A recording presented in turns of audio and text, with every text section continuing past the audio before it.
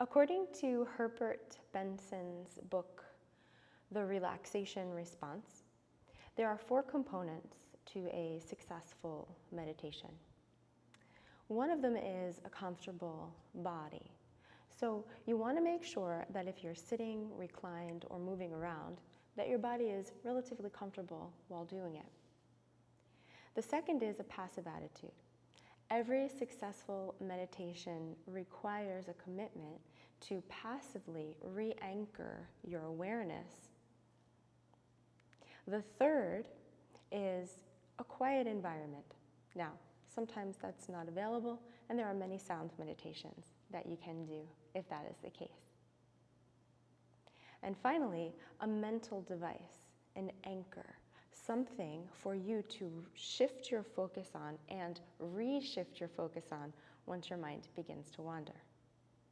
Now remember, each time you make the commitment to passively, gently, no attachment, re-anchor your mind on the anchor itself, you are successfully meditating. So it's okay if you don't find your Zen in a meditation. The meditation is still very powerful and it is working in your favor. I like to imagine gardening without gloves. Your hands get very dirty. Maybe even under your fingernails will be some dirt. Over the course of your life, you pick up many, many things, and you have many, many feelings and many, many emotions. And some of the stuff we bury. Now, if our hands were dirty, we would simply wash them, and the dirt would come off. Each time we sit for a meditation and re-anchor the awareness on whatever your anchor happens to be, those thoughts lift and the mental chatter begins. In meditation, if your mind is very chatty, this is akin to washing your dirty hands after gardening. All of those thoughts that have accumulated over the course of your life, all of the feelings and emotions, they will rise to the surface to be released. Now, if you were to rinse your hands and walk away, your hands might be clean, but dirt will still be under your fingernails, right? So we can meditate once, twice, 3 times, 1 week, 1 year. It's going to do great benefits for you.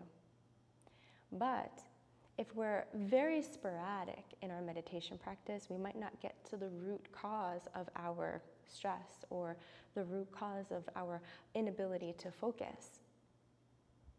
So in order to get that dirt out from under our fingernails, we have to keep washing and we have to keep doing the work. That's why a passive attitude is so important. The commitment to re-anchor your awareness ensures that you have a successful meditation each time, even if you don't feel Zen in the moment. If you do choose to sit while meditating, I can offer you some options to help keep your posture uplifted while eliminating any undue stress and tension in the body.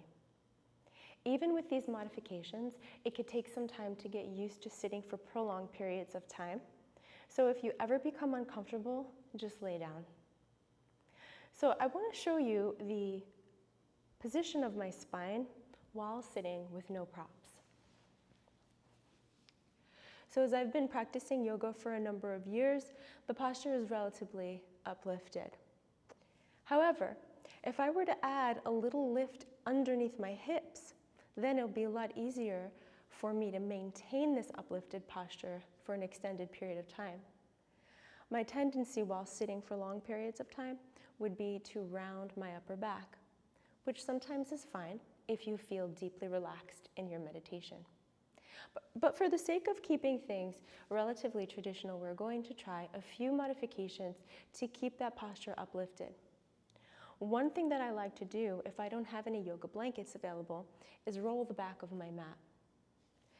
So after a yoga class, if the instructor were to guide us through a meditation, I might take the back of my yoga mat, roll it toward me, and have a seat on it. When I do that, it really allows for the lumbar curve of my spine to maintain its integrity. And it feels a lot easier for me to keep my rib cage lifted away from my hip bones. So this is something that you're welcome to try. A few other options would be a folded blanket or 2 or 3 or 4 underneath your hips. If you need 4, I would suggest using a bolster instead. Now another way to sit would be hero pose, Vajrasana, and I can show you that as well. In this posture, some meditators might enjoy sitting like this. Now I notice when I sit this way for long periods of time, my knees get a little achy, my heels splay out toward the sides, and it's some pressure on the ankles. One thing that you can do is take one block underneath your hips. If one block isn't enough, you can try 2.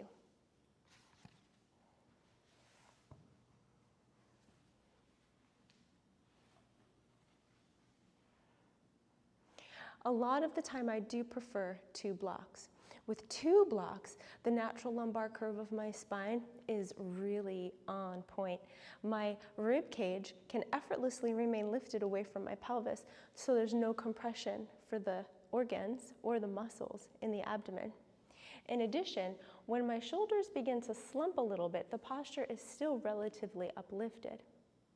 However, for me, in this posture, when I do begin to slump, I easily can lift the ribs and extend the spine for a successful meditative seat.